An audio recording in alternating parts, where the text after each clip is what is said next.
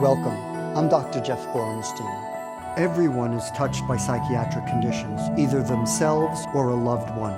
Do not suffer in silence. With help, there is hope.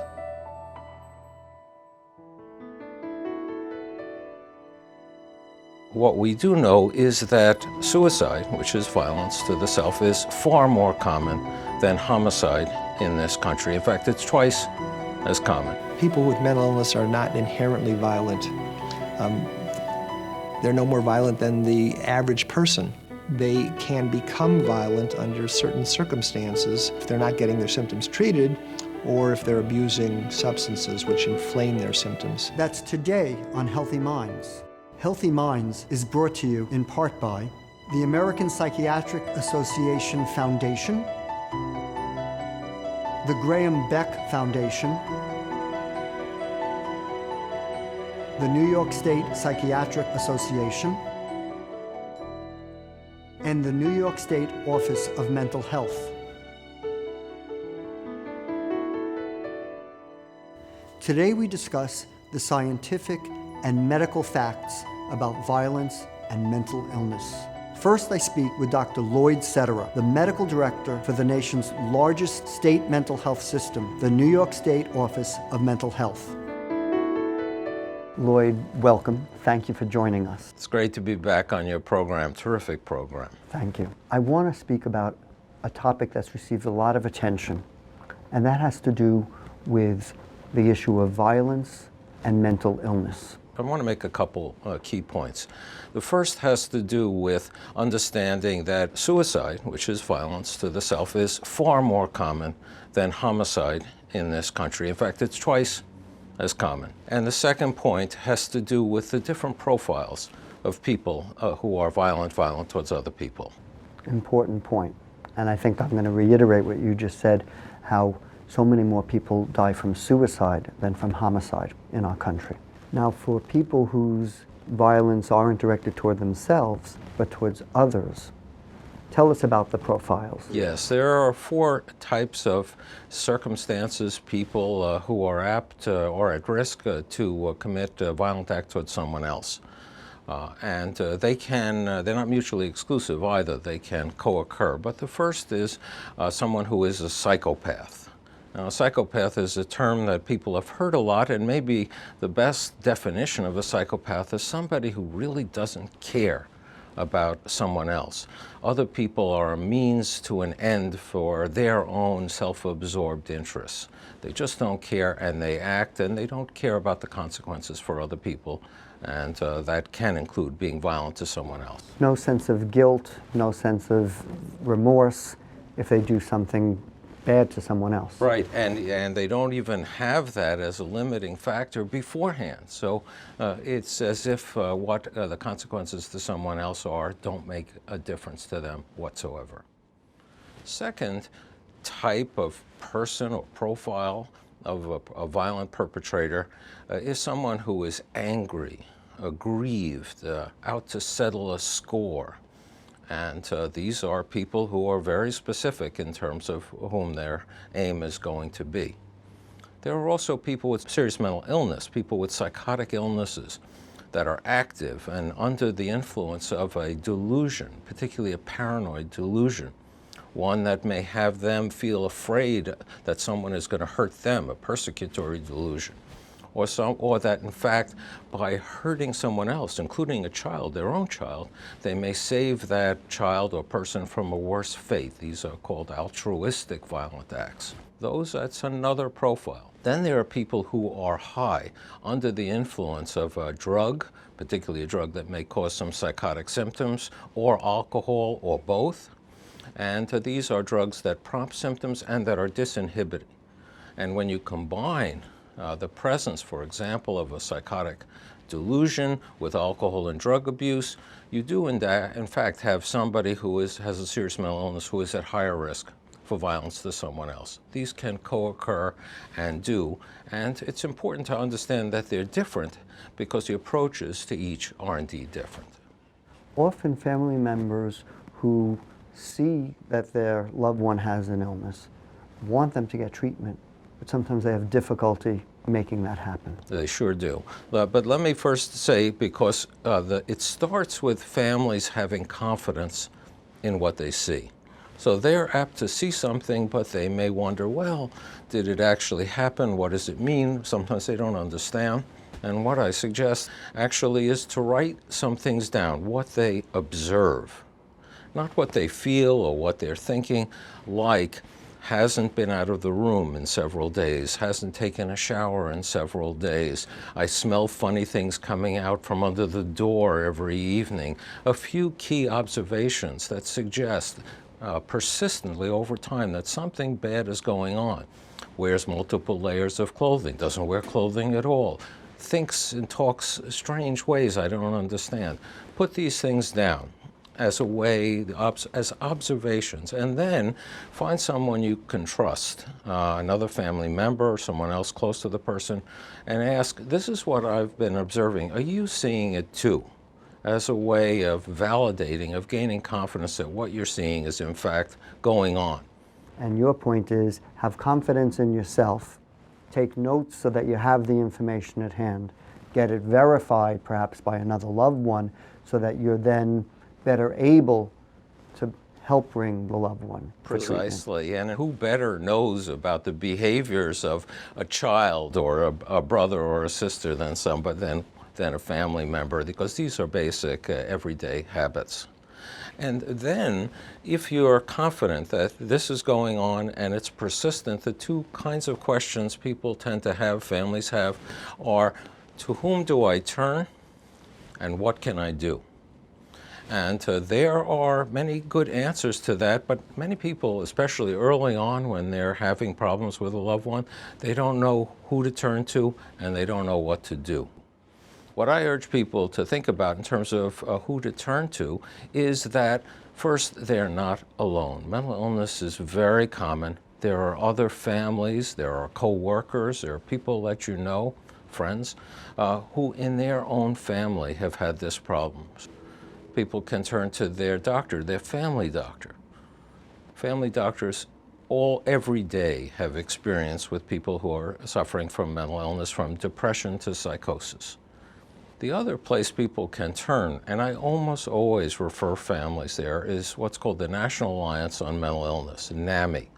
NAMI is a national organization with 250,000, 300,000 members. They're family members who have had serious mental illness in their family. They've been through it, they're experienced, and the chapters, the affiliates, exist in most every city, county throughout the country, and they offer information, referral, they offer evening groups where families can coach other families. It's a terrific source, a terrific resource, and it's free. And they welcome people with open arms. And there's no sense of shame there because they have been there themselves and they understand what it's like to have someone who's seriously ill and not know what to do. Once the person has taken this step and they're acknowledging, they're seeking assistance, they're looking for support to help the loved one who may be ill, what's the next step with that loved one? Yeah, that's the perfect question. So I want to start by saying what not to do and then move into what to do, because what often happens, and it's completely understandable, is that families get into fights with their loved one. They've tried to reason, they've tried to coach, they've tried to beg, and they're getting nowhere, and they're worried, they're scared because their loved one is getting more ill, they're concerned there may be safety issues about hurting themselves or hurting someone else. So fights are a way by which we drive someone further away. One thing that's important, I think, for people to realize is if they believe their loved one has delusions or is hearing voices, it's very difficult. In fact, it could be impossible to talk someone out of the delusion. By definition, as we learned in medical school, a delusion is a firm, fixed belief. So by definition, you're not going to talk them out of it right away. Absolutely, and that's often where the fights can occur, which is, why in the world do you think that there's something on that television that's speaking to you? Or that there's somebody that's scouting out our house to hurt us? once you've begun the conversation, ideally, the person will accept help and agree to go for help. But sometimes people don't want to. They themselves say, no, I'm okay, or I don't want help, or I don't trust them. What's next for a family member who's really worried about the safety of their loved one? Yeah, great question. That effort to reason doesn't work. And what I've discovered, learned from family members, is a sequence that involves listening and leverage. By listening, I mean putting yourself in a position of not telling somebody, but inquiring, asking, wondering. Listening is a way to find out why somebody is doing what they're doing. I believe that all behavior serves a purpose. We just don't know what that purpose is, and we can't divine it, but we may be able to understand why somebody is holding themselves up in his room, why someone's not going to work, why they're not eating. But we can't get at that unless we listen, unless we ask, and it doesn't happen right away. Often it takes a while, it takes sometimes just sitting quietly, but after a while, often someone is apt to begin to indicate, suggest what's going on. That's a way of getting behind their own efforts. They have solutions, but these are bad solutions. So that's where you can begin to then work with them to say, well, I understand why you would do that, but is it working for you? And what else might be possible? So that's still in the range of reason and effort, and sometimes it works, but often you've got to combine that with what we call leverage. Leverage works a lot better with people who are younger and people whom you are supporting. So for many families, even with not just youth, they're supporting somebody. They're providing a place to live or funds for a place to live, a car, a credit card, a phone, whatever it may be. Being a part of a family is a two-way street. You give and you get. There's a responsibility, I think, to being a part of a family. So the leverage is saying, look, you know, these are the problems I observe. They seem to be your solutions. They're not working. And we need you. We need you to take some action. We need you to go to an appointment, or if you've already gone, we need you to take the medication or go to the therapy session, whatever it may be. And we're worried about you. We care about you. And it's, yeah, and you can't stand by. You've got to do something, and you've got to use some leverage. That's also very hard, because often that inspires people to react. At first, they shut down. But leverage is a way of trying to make contingent giving with being responsible for themselves. This is not just to do this for someone else. This is about their taking care of themselves.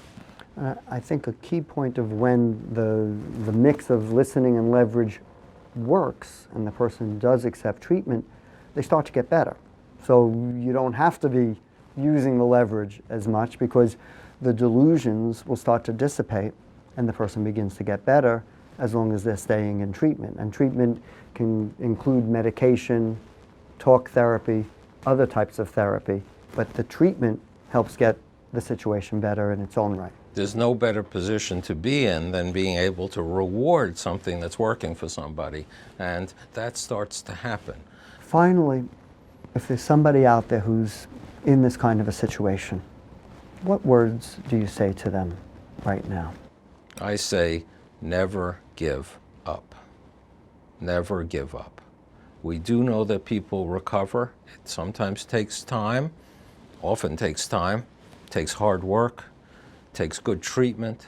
It takes the kind of support that families and friends can provide, and it takes that kind of hope, not giving up, despite the setbacks, that actually are the ingredients for a successful treatment. So I always say to families, be hopeful, for clinicians to convey hope, and to never give up. Great words of advice. Lloyd, thank you so much for joining us today. Thank you, Jeffrey. Pleasure. My pleasure. Next, I speak with Dr. Jeffrey Lieberman, Chairman of Psychiatry at Columbia University College of Physicians and Surgeons, and a leading researcher, teacher, and author. Jeff, welcome. Thank you for joining us. My pleasure, Jeff. Good to be back with you again. I want to jump into a very important topic, which is the relationship between violence and mental illness. To break it down, basically, violence is obviously a problem in our society, but if you look at violent crime overall, people with mental illness account for a very small amount of it. The statistic is 4%. However, if you then look at certain types of violent crime, like intra-family crime, aggression and violence against parents or against siblings or children, the rate of perpetrators who are mentally ill that are involved increases above 4% to about 10, 12%. And then if you look at these very small number but extremely disturbing mass violent incidents occur where there's no logic to it at all. It's somebody killing innocent victims who they have no relationship to. The rate even increases beyond that to maybe as high as 20%. What compels a person with these conditions to become violent? As you've heard many times, and I would agree with, is the fact that people with mental illness are not inherently violent. They're no more violent than the average person. But by virtue of the illness they have, they can become violent under certain circumstances, and the most common circumstance which facilitates that kind of thing happening is if they're not getting their symptoms treated or if they're abusing substances which inflame their symptoms. And sometimes both of those things at once. Usually. It's unfortunately, non-adherence to treatment and substance abuse tend to be very frequent together. But what happens is that you'll have individuals that have psychotic disorders, which involves their disturbances in their thinking, including strange thoughts, bizarre thoughts, delusional thoughts, and hallucinations. And these psychotic symptoms will create in their mind a false sense of danger and threat, where other people who they have no relationship to and know nothing about are perceived as wanting to hurt them, as insulting them, as demeaning them, as wanting to do bad things to them. And so people feel like they've got to strike out and they've got to protect themselves. Or they may have voices which are commanding them to carry something out. These people are the devil's servants, and you have to save the world. So they're acting at the behest of their psychotic symptoms. The other common disorder that impels people to violence relates to mood disorders.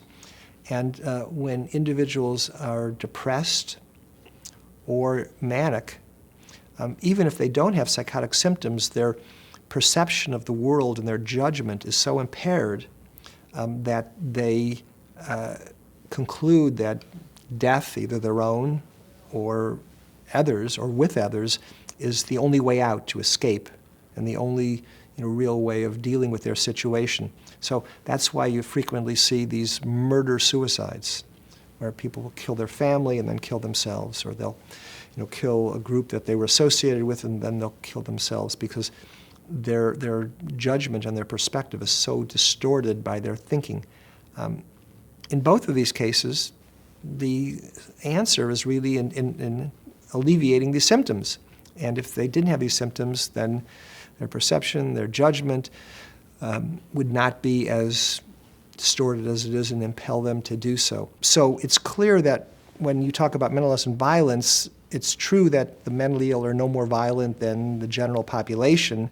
However, when you look at these most kind of egregious and publicly shocking crimes, there is an overrepresentation of individuals with mental illness. How do you account for that? What's the cause that there is that higher representation in these very tragic and well-publicized events? I think the root cause of it really is the lack of effective mental health care. You have to understand that these violent occurrences, whether it's within the family or whether it's in innocent civilians in a school, in a college, in a workplace, in a shopping mall, that these are the tips of the iceberg of a national mental health care policy that has failed. So you can actually calculate it like an actuarial will, for insurance purposes. What is the number of individuals who will suffer this kind of consequence or that kind of consequence if nothing is done to treat it? And with the mentally ill, if we don't provide effective care, some very small number who go untreated, who are under the influence of their symptoms, will somehow go off and commit some violent act. It's a very small percentage, but it has a huge impact in the national psyche. And if you look at the last however many incidents that have occurred where mass crimes have been perpetrated by individuals with mental illness, it's the same kind of profile. It's males, usually young males, who have a psychotic disorder, often complicated by substance abuse, who are untreated. So these are all untreated individuals. If they had been treated, then the likelihood it would have come to this is probably greatly reduced or even eliminated. Often the people around them know that there's something wrong. There's maybe a parent involved who is almost walking on eggshells trying to keep the lid on it. What should a family member do if they're concerned about their loved one, that this could happen? Well, I think this is a major problem where we know that there's a possibility for something bad happening, but we don't empower people to do what is necessary to prevent it.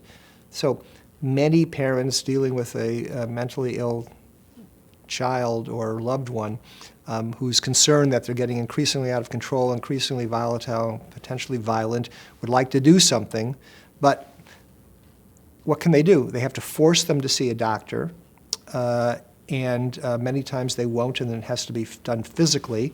If they call a mobile crisis team or the police, the threshold for imposing treatment against one's will is imminent dangerousness to self or others, and so oftentimes nothing can be done until something happens.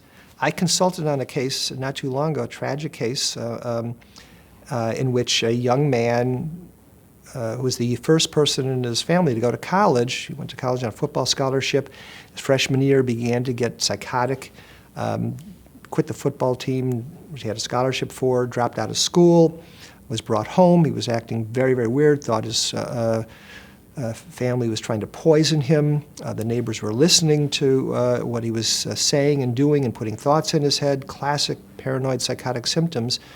His family was very concerned, called the local hospital. They said bring him in. They couldn't bring him in, so they sent a mobile crisis team. They came into the house and they talked to the young man, who was coherent, even though he was acting a little strangely, and they asked him about, is he feeling like hurting himself or hurting anybody else, so forth, and he denied it. And they said, well, all we can do is tell you that if something happens, bring him to the emergency room or call us back. Later that afternoon, he stabbed his brother and killed him. And this is what happens. And same thing with individuals who are wandering the streets homeless. They can be psychotic, manifestly out of their mind, but nothing can be done to unilaterally treat them. And this raises, an issue which the country struggled with. And when you infringe on somebody's civil liberties and say that you're not in a position to judge what is good for yourself or for society, so we're going to provide treatment to you anyway. If somebody is lying on the floor, losing consciousness due to a heart attack or some other medical condition, we give them the treatment that they need. Well, that's the hypocrisy or double standard in this case. Everybody knew there's something wrong, and nobody did anything about it, and then a tragedy happened. Exactly, and you can go case after case after case in which this is, so people are either too afraid or timid, I don't want to intrude, and maybe they don't want help, and it's not my business, and then something happens. But if it was a physical problem, that wouldn't be the case. The key point is, with treatment, these people who are at greater risk of violence, that risk is reduced. If they were treated, then the number of these things would be either markedly reduced or even eliminated. Jeff, I want to thank you so much for the work that you do and for joining us here today. Thank you. My pleasure, Jeff. Although the vast majority of people with a mental illness are not violent, the key for those at risk of violence is treatment. Do not allow a loved one to suffer in silence.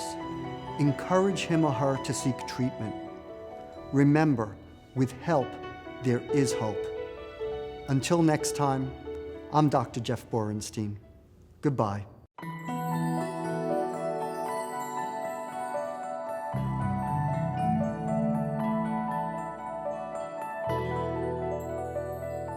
With help, there is hope.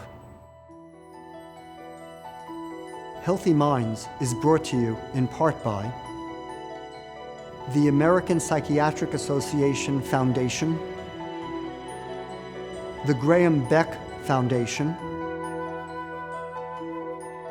the New York State Psychiatric Association, and the New York State Office of Mental Health.